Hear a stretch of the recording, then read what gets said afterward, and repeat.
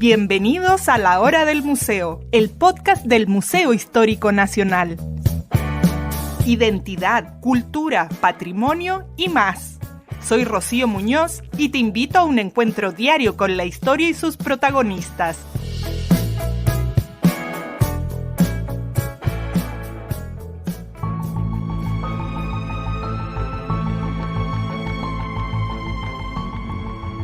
Durante la dictadura cívico-militar del general Pinochet, operó una agrupación ilícita organizada por él y por sus oficiales de mayor confianza, acusada de cometer graves ilícitos como el secuestro y asesinato del coronel Gerardo Huber y el tráfico de armas a Croacia, entre otros delitos orientados al enriquecimiento indebido. El poder y sistema de represión imperantes durante los 17 años de dictadura permitieron que el clan se desenvolviera con gran impunidad. Tal fue el poder que acumularon que subsistió hasta el año 2008. De esto trata la gran investigación que narra el periodista Benedicto Castillo, autor de Sicarios de Pinochet, la crónica secreta de un complot. Benedicto es licenciado en Comunicación Social por la Universidad de Santiago y es autor de otros 6 libros de investigación, entre los que se cuentan Emblemático crimen de Tucapel Jiménez, Pinochet, el gran comisionista, Magnicidio, el empresario que enloqueció de amor, entre otros. Bienvenido, Benedicto, gracias por aceptar esta invitación al programa, a este espacio del Museo Histórico Nacional. Gracias por invitarme, Rocío. Bueno, hoy vamos a conversar, como adelantaba, de tu libro que acaba de salir del horno, Sicarios de Pinochet, la crónica secreta de un complot. Ha sido un tema que para mí ha sido una revelación porque no lo conocía. Entonces quiero que nos vayas contando todo el tras bambalinas de esta tremenda investigación que da vida al libro.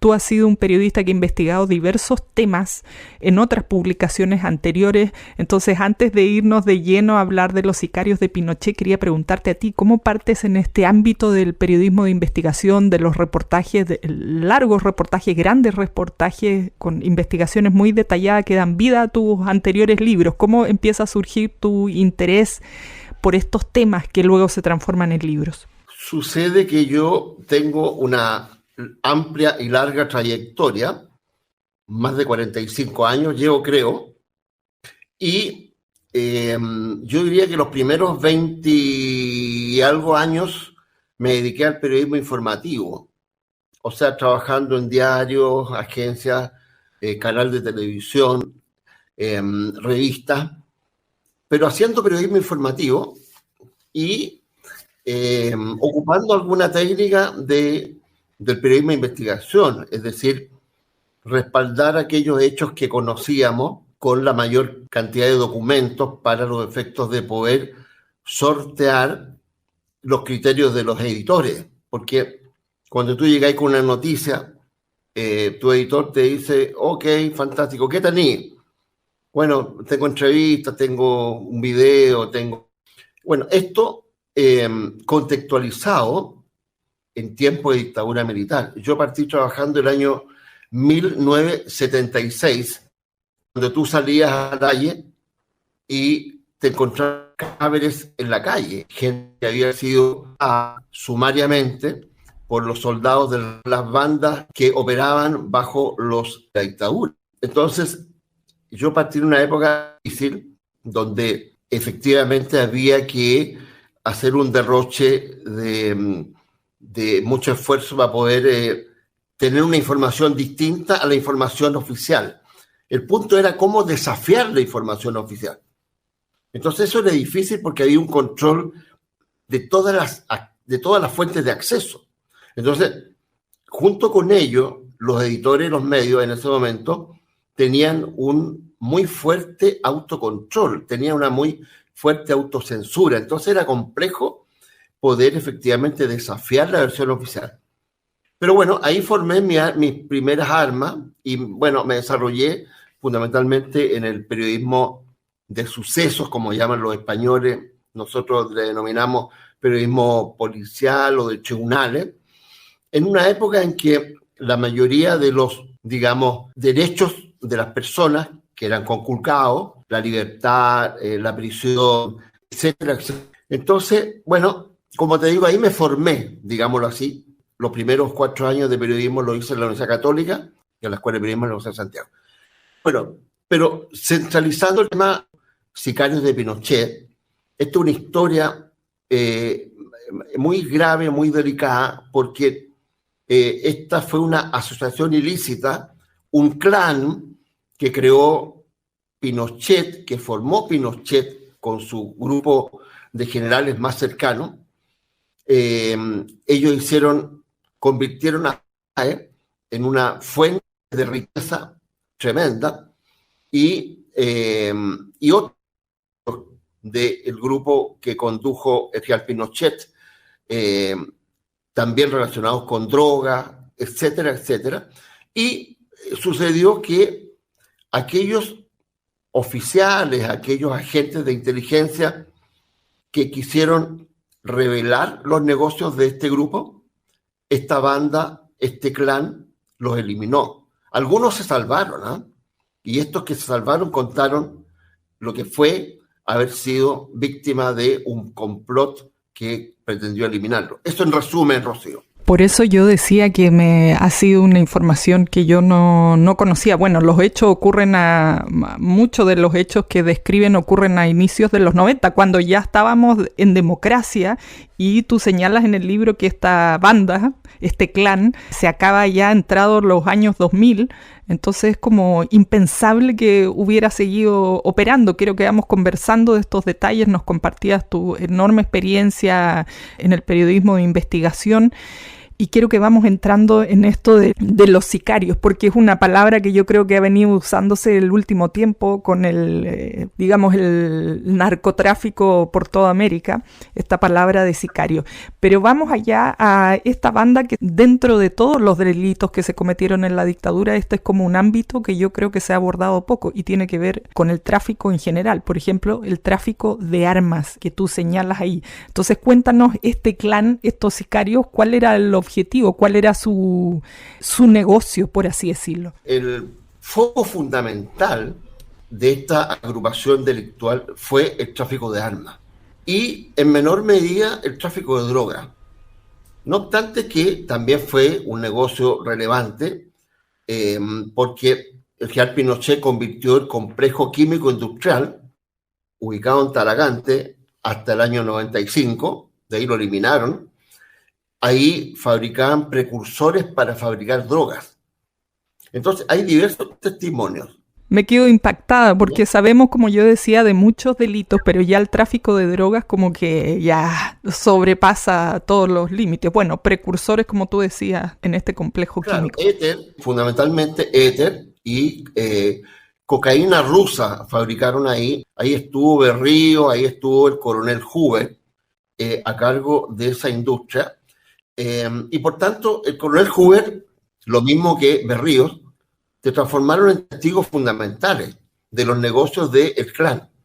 Y el primero en ser eliminado fue precisamente Berríos. Este era un loquillo, un agente que era una especie de, ¿cómo te digo yo?, un psicópata en sociedad, porque él mismo se dedicó a fabricar una especie de sucedáneo del clorhidrato de cocaína y le gustaba concurrir en bares, a bares de la ciudad de Santiago, boate, etcétera, y le convidaba a sus amigos viciosos, este sucedáneo, haciéndolos creer que era cocaína, pero él lo fabricaba porque era un químico y en paralelo, él trabajaba en el complejo químico industrial. Con anterioridad, este Berríos había trabajado en un laboratorio de un agente norteamericano que estuvo vinculado con la DINA, que se llama Michael Townley. Michael Townley fue un agente norteamericano que estuvo en la DINA y que hizo grandes colaboraciones en el ámbito electrónico, pero también en el ámbito químico. Ambos fabricaron un gas sarín que se usó para eliminar a opositores de manera que no quedaran huellas en términos de una acción brutal, una acción violenta. Y hubo varios adversarios que fueron eliminados con este gas sarín.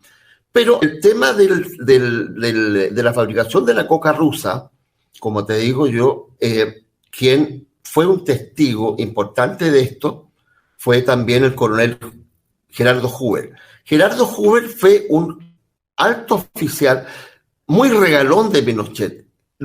Pinochet lo puso en los negocios más importantes, a cargo de los negocios más importantes.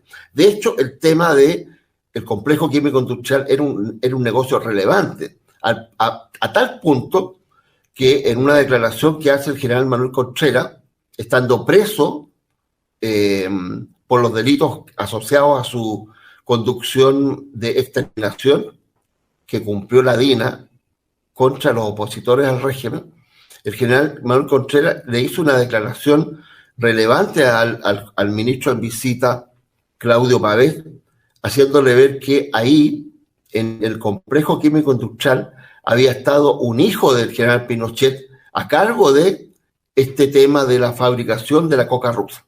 Después, el hijo de él, Marcos Pinochet, presentó una querella contra el general Contreras porque consideró que lo que había declarado el general Contreras había sido injuria.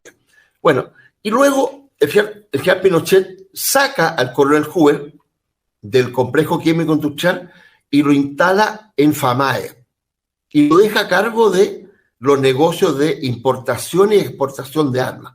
O sea, el nivel que tenía Hoover era relevante, al punto que Hoover es enviado a la Embajada de Estados Unidos como agregado militar. Normalmente los coroneles que son enviados a cargo de la Agregaduría de Defensa en Estados Unidos, posteriormente son ascendidos a general de división, de inmediato. O sea, es un cargo como condición sine qua non. Tú eres agregado militar de Estados Unidos y acto seguido te ascendía el general Pinochet a general de división. Ese es el nivel de Hoover. Pero ¿qué es lo que pasó con Hoover? Sufrió una especie de cuestionamiento porque cuando estaba a cargo de los negocios de importación y exportación de droga, ¿qué es lo que pasó? Que él cubrió irregularidades muy manifiestas en la dirección de logística. Y un día, estando en el hospital militar, él viéndose una afección, en el 5º piso del hospital militar, también estaba Augusto Pinochet.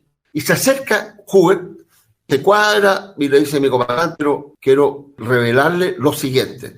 He descubierto que en la dirección de logística, donde usted me ha encomendado una misión, he descubierto una serie de irregularidades. Y Pinochet reacciona y le dice, tú estás loco, Hoover, tú tienes que internarte porque lo que me estás diciendo es irreal, es una fantasía, tú tienes que internarte, estás loco.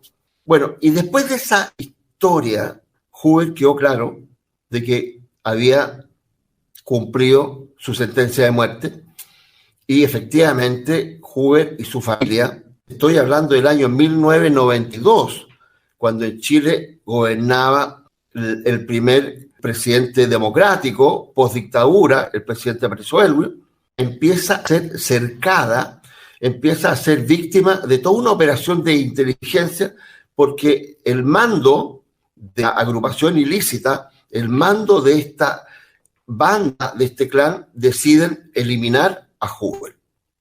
Y le instalan grabaciones, le instalan grabadoras en todas partes y empiezan a seguirlo a él y empiezan a seguir a su familia. Es increíble, como de película, realmente, de película de espías, sí, claro. Y no cuesta creer que esto haya pasado en nuestro país hace no tanto tiempo y cuando ya estábamos en democracia. Así es, pues. Imagínate lo que significó eso, visto, como te digo, en esta línea de tiempo. Posteriormente, lo que se realiza ahí fue una operación de inteligencia que implicó secuestrar a Hoover, lo secuestran, lo mantienen alrededor de 20 días en la Escuela de Inteligencia de Nos, esto en San Bernardo, lo torturan, lo tienen inmerso en una piscina, querían saber dónde había ocultado los documentos porque Hoover decidió acumular documentos y más documentos de todas las operaciones irregulares que él había visto. Entonces, cada operación irregular, él le sacaba copia. Cada factura él le había sacado copia. Y él pretendía entregar estos documentos a una persona que los pusiera a disposición de la justicia.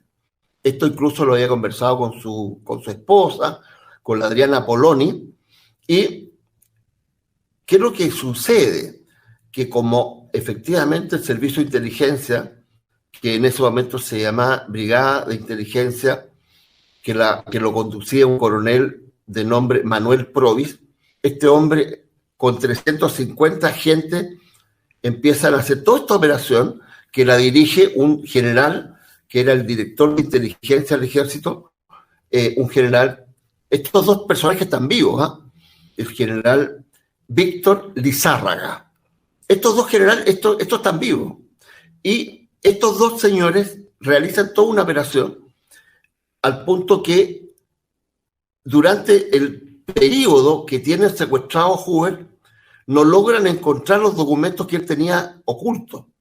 Entonces envían un destacamento usando un helicóptero a un fondo que tiene la hermana de Adriana Poloni en Linares y pretenden secuestrar al hijo menor de Hoover para llevarlo al lugar donde lo tenían secuestrado y amenazarlo que si no entregaba los documentos le eliminaban al hijo. Entonces toda esta cosa fue muy tremenda para la familia Hoover Poloni y finalmente terminan arrojando el cadáver de Hoover en el seno del río Maipo, en el cajón del Maipo. Previamente se concertan con amigos personales de Hoover, a quienes convencen de que este era un traidor, que este era un tipo que merecía ser muerto, porque había traicionado la confianza del general Pinochet. Me quedo yo anonadada, te dejo seguir contando, ahí tengo muchas preguntas. En medio hay otras historias. Bueno, en medio de todo esto, para los efectos de justificar públicamente, porque este caso fue de primera plana, estuvo como 2 o 3 meses, todos los días en los canales de televisión. Eso te iba a preguntar. Muy relevante. Porque yo creo que no me acuerdo porque era niña, a lo mejor era muy chica, pero cuando se hace recuento de todas las atrocidades que ocurrieron en esos años, siento que este caso no sale mucho a la luz. No, fue relevante. ¿Por qué?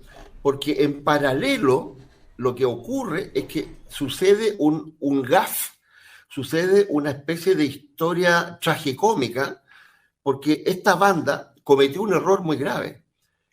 Le vendieron armas a Croacia en momentos en que había una guerra entre los serbios y los croatas y llega a Chile un enviado croata para comprarle armas a este grupo y este grupo le vendió armas antiguas, pero que tenían un valor enorme. El armamento que le compraron fue superior al $1,500,000. Entonces, ¿qué es lo que ocurre? Que estos enviados llevan este armamento que le compran al grupo en Famae, ocupando las instalaciones de Famae, 24 horas después que despega el avión, esto en febrero del año 1992, en febrero del año 1992 llega el avión a Hungría, que era la parada para poder posteriormente llevar el armamento a la escena de la guerra, y en Hungría lo estaba esperando la policía, lo estaban esperando las autoridades porque ya la CIA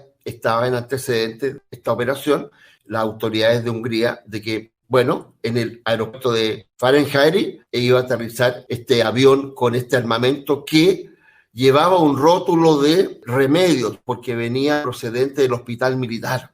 Entonces, estos fueron los que de alguna manera destaparon esta banda, porque esta banda fue descubierta merced a una investigación muy clasificada, de muy buen nivel, que hicieron 2 o 3 ministros en visita, respecto a lo cual, si tú quieres, yo te hago también una mención de aquello. Sí, me gustaría mucho saber ese tras bambalinas de cómo llegas a toda esta información, porque una cosa es que salga en la portada de los diarios, pero otra cosa es poder dar con todos los detalles que tú cuentas en el libro Los sicarios de Pinochet.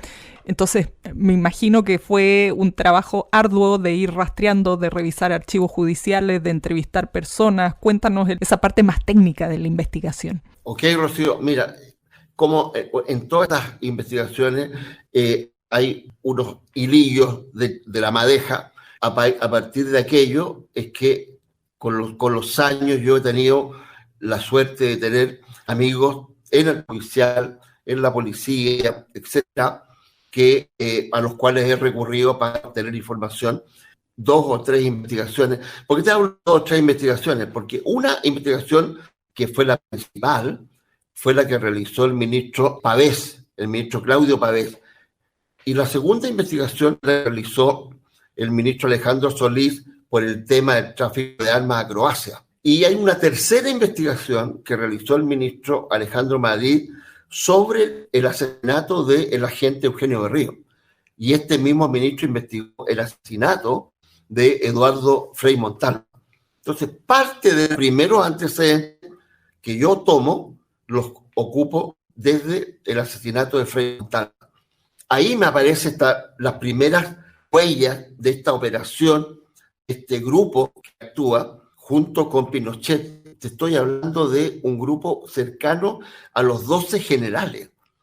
Estos 12 generales se involucran en esta gama de delitos y la capacidad que tiene un general, tú entenderás que junto con un general hay coroneles, tenientes, capitanes, etcétera, que no tienen la menor idea que su jefe está cometiendo delitos, pero llegado a hacerle caso, a obedecer, digamos. Y esta es la forma en que yo logro llegar y finalmente con una serie de elementos, documentos, porque el periodo de investigación se basa en la acumulación de documentos que hacen indesmentible aquellos hechos que tú estás publicando, desafiando, porque te insisto, la gracia del periodismo de investigación es desafiar la versión oficial. Totalmente. Tú tienes que desafiar la versión oficial, ¿verdad?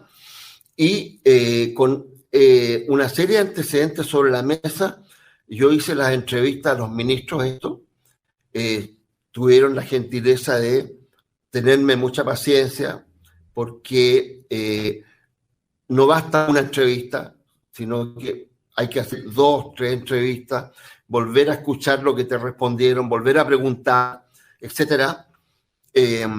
Y finalmente logramos en este libro entregar entrevistas muy profundas en que, en el caso del ministro Claudio Pavés, él por primera vez cuenta cómo logra identificar a los jefes de esta agrupación que eliminan en particular a este coronel Gerardo Hoover.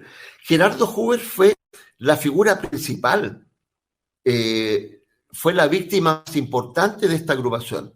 En la línea de víctimas de esta agrupación hay diplomáticos, hay suboficiales de ejército, hay funcionarios del Poder Judicial, hay oficiales, pero te insisto, la víctima principal fue Gerardo Hoover. Y te voy a sorprender con lo que te voy a decir, Rocío. Esta agrupación fue desactivada en el año 2008 cuando... Recién, cuando el ministro Claudio Pavés logró dictar lo que se denominaba con el sistema antiguo encargadas de reo.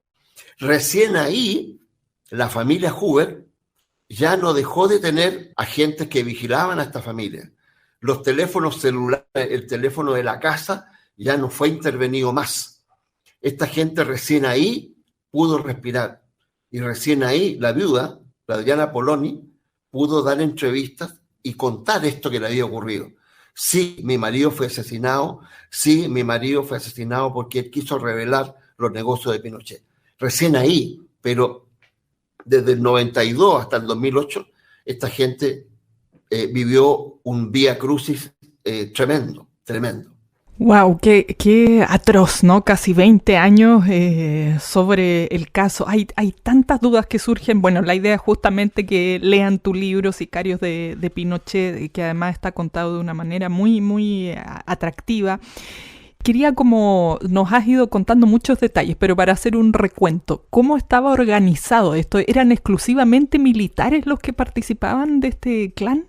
Claro, exclusivamente militares por el grado de confianza. Fíjate tú que el año 1996, los 46 generales firmaron una declaración en que le manifiestan total lealtad al general Pinochet. Total lealtad. ¿Esto qué significaba? Bueno, lo que se ocupa mucho en las bandas de las mafias, donde las mafias obligan a los que pertenecen a ella a un juramento de omertá. Bueno, esto es parecido. Aquí los tipos se juraron proteger a Pinochet, nunca revelar nada, y ese fue, si pudiéramos decir, la base de por qué se extiende tanto tiempo esta impunidad en torno a estas personas, ¿no? Y yo te digo hasta el día de hoy, fíjate tú que a pesar de, yo te conté que son más o menos 12, 14 generales, solo uno en el caso Hoover fue condenado, un coronel condenado, todos los demás implicados impunes.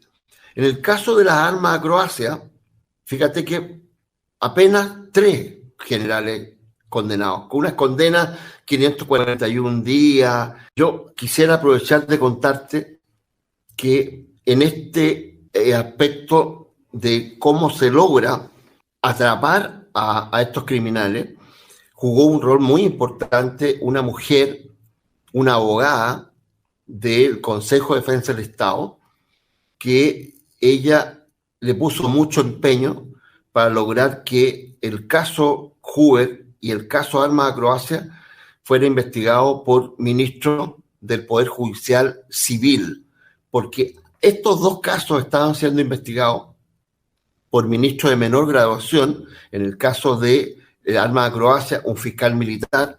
El fiscal militar, tú sabes que forma parte de la orgánica militar. Claro, de la institución.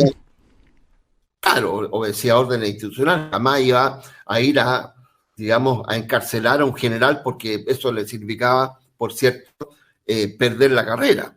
Y en el caso del asesinato de Hoover, este asunto lo investigaban juezas del crimen de la jurisdicción de San Miguel. Nunca avanzaron porque ellas estaban aterrorizadas con lo que habían escuchado y visto tiempo atrás. Te quiero contar que esta misma banda eliminó a el chofer de Hoover. Esto no fue investigado, pero hay una sospecha enorme que el primer ministro que investiga el caso Hoover, que fue el ministro Hernán Correa de la Cerda, también fue eliminado en forma muy sospechosa, porque falleció en el hospital militar de una dolencia estomacal. Un tipo que yo lo conocí, que medía 1,90 m, un fantástico, tenía una vitalidad y en 3 meses se consumió. También murieron otras personas vinculadas a este asunto, entre ellos un actuario del ministro Hernán Correa de la Cerda. Entonces, te quiero contar que hay ahí en esta un exitazo, porque ella logra que el caso Hoover lo investigue un ministro en visita, y segundo, que el caso Hoover lo investigue otro ministro en visita del Poder Judicial. Si hubiera ocurrido que esto no hubiese sido investigado por estos 2 magistrados, esto quedaba en la más absoluta impunidad. Absoluta impunidad.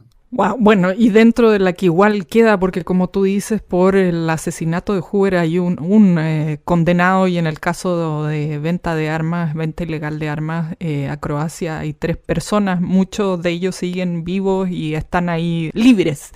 Aquí quería preguntarte, si bien no es el eje principal del libro, pero ¿se sabe algo de qué pasó con las platas? Porque para matar gente a este nivel es porque estamos hablando de mucho dinero dando vuelta. Mucho dinero. Mira, solo te voy a dar un dato. Uno de los traficantes de armas que estuvo instalado en Chile y que tuvo una vinculación muy próxima con Pinochet, con el comandante en jefe de la Fuerza Aérea, con un contraalmirante de la Armada, Karel Hoselnik, tenía oficina en Moneda al llegar a Morandé. Una secretaria exclusiva con un teléfono exclusivo para hablar con Pinochet, porque Pinochet le pedía determinado tipo de armas, o que él vendía o que él necesitaba. Y cuando fue investigado Karel Hoselnik, en una sola de sus cuentas en un banco francés se le descubrieron $100 millones. ¡Wow! Ese hombre falleció de muerte natural, le sobrevivió su esposa e hija. Ambas tuvieron que abrir sus cuentas y efectivamente encontraron otros dinerales ahí. En el caso de Pinochet, a Pinochet se le descubrieron 128 cuentas corrientes en Estados Unidos y Europa. De esas cuentas corrientes se encontraron alrededor de 29 millones de dólares. Es una, ¿cómo te explicaría yo? Es una bicoca, como diríamos en buen chileno, con ese criollismo. Es una cosa muy pequeña. Fíjate, Claro. es solo un dato concreto que está establecido. Cuando Pinochet viaja a Londres, desobedeciendo los consejos de que no fuera, porque no podía dictar una orden de detención en contra de él, etc. Pero Pinochet tenía que ir porque la BAE, la British Aerospatial, le tenía que entregar una coima en una cuenta de Pinochet específica. Y esa coima era $2,5 millones de dólares. Entonces, el objetivo principal que tenía Pinochet de visitar Londres no era saludar a la reina, no era saludar a la Margaret Thatcher, que era su amiga, sino que era ir a buscar, que para él era fundamental. Bueno, y efectivamente le entregaron ese dinero y fue apresado en Londres y todo lo demás que sabemos, que estuvo casi 2 años preso, etcétera, etcétera, etcétera. Entonces, ¿qué es lo que ha ocurrido? Que la investigación que se hizo en Chile, a pesar de que fue de buena calidad, en términos de que se encontraron muchas propiedades que los abogados de Pinochet compraron haciendo lo que se denomina lavado de activos, es decir, la plata que estaba en cuentas en el exterior tenían que ingresarla a las cuentas de Pinochet en Chile, de manera que él pudiese disfrutar de ese dinero acá en Chile, y se compraron propiedades, vehículos, acciones, muchísimas acciones. Yo me acuerdo que dentro del listado de propiedades me sorprendieron muchas compras de vehículos para nietos de Pinochet. Había un chico de 8 años que era hijo de una de las 3 hijas de Pinochet, a quien le habían adosado la propiedad de un Jeep, ponle tú, de 15 millones de pesos. Entonces, sí, pero ¿cómo es posible un niño de esa edad con un Jeep de 15 millones de pesos? O sea, claro, Ridículo. pero es una propiedad que efectivamente le asignaron a él y también a otros nietos que eran dueños de acciones en Chile Extra, Endesa, etcétera, etcétera. El volumen del dinero de Pinochet nunca fue completamente descubierto. Nunca. Sergio Muñoz, que fue el principal de los ministros que estuvo a cargo de eso, como te digo, le encontró este monto y fue con el tiempo justificado de una manera o de otra, porque yo te debo señalar que a propósito de Pinochet, no de esta banda, sino que a propósito solo de Pinochet, Pinochet comenzó a ser investigado a raíz de las bombas que destruyeron las Torres Gemelas el año 2000 en Nueva York. Acuérdate, ¿por qué? Porque los gringos se preguntaron, oye, Al-Qaeda, ¿de dónde saca dinero para comprar aviones, para hacer toda esta operación que significa destruir las Torres Gemelas con más de 3.000 muertos? Y decidieron investigar todas las cuentas corrientes que existían en los bancos en Estados Unidos. Miles de cuentas, pues. Y dentro de esas miles de cuentas encontraron 2 cuentas sospechosas. Una, la del general Augusto Pinochet, y 2, la de un dictador africano. Y a Pinochet ahí le encuentran el año 2003 esas cuentas. El año 2004 el aparato estatal de Estados Unidos dio cuenta de la existencia de estas 128 cuentas de Pinochet, y ahí a Chile se le vino el mundo abajo, porque se dijo, ¿pero cómo? Pinochet, un ladrón. Claro, Pinochet le robó al Estado de Chile. Claro. Y Pinochet se hizo rico a raíz de todo aquello que posteriormente se le descubrió. Entonces, volviendo a la pregunta, ¿y la plata? Nunca se logró establecer el monto real de la fortuna de Pinochet. ¿Por qué? Porque, piensa tú, los miles de millones de dólares involucrados en el tráfico de armas, nunca nadie los pesquisó. Fíjate que el ministro Claudio Pavé me reveló que de los implicados en el tema de las armas a Croacia, el cabecilla de esa operación fue un general que se llamó, que está vivo todavía, Héctor Letelier Skinner. Héctor Letelier Skinner, un tipo de mucha confianza de Pinochet. Bueno, y me contaba el ministro Pavés que le habían descubierto casa en Santa María de Manquehue por valor de 450 millones. A estos generales que estuvieron muy, muy abajo de Pinochet, si se hicieron ricos de esta manera. Imagínate tú la familia.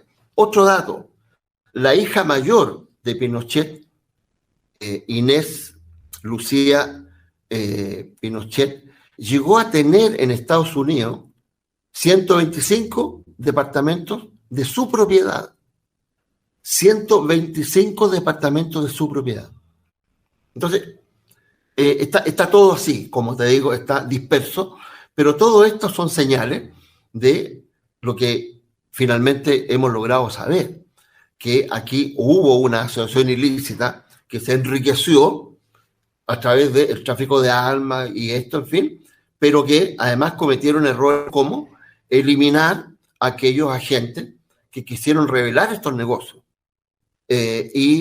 El principal de ellos fue el coronel Hoover, como te he contado en esta interesante entrevista contigo. Yo me quedo con los pelos de punta, como se dice coloquialmente, porque hay tanta información que ya hemos tratado, como pasaron 50 años del golpe, en fin, ¿no? Y como que intenta borrarse de alguna manera. Espero que tu libro sea más bien una semilla para que se siga investigando todo esto que todavía está por saberse.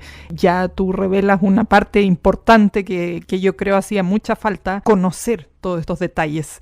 Y siempre caemos como en los mismos lugares en vez de mirar todas estas grandes investigaciones como la que tú hiciste. Así que te quiero agradecer mucho, Benedicto, por haber compartido parte de tu trabajo aquí en el programa. Con mucho gusto, Rocío, y qué bueno que permíteme cerrar. ¿Cuál es el propósito de hacer este trabajo por parte de un periodista como yo? Fíjate que solo uno: contribuir a la memoria histórica de Chile. Permitir que las generaciones que vengan se informen de estas barbaridades, de estas atrocidades, de una manera tal que no volvamos a tropezar en la misma piedra, no volvamos a cometer los mismos errores.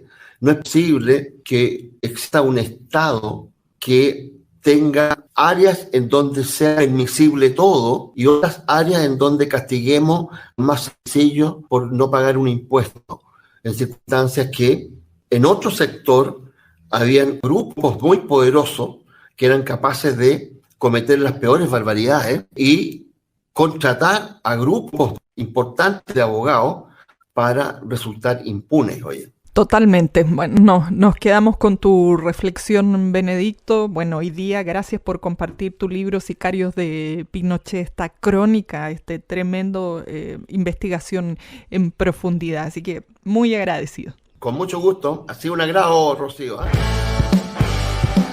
Esto fue La Hora del Museo, un encuentro cotidiano con nuestra historia, el podcast del Museo Histórico Nacional.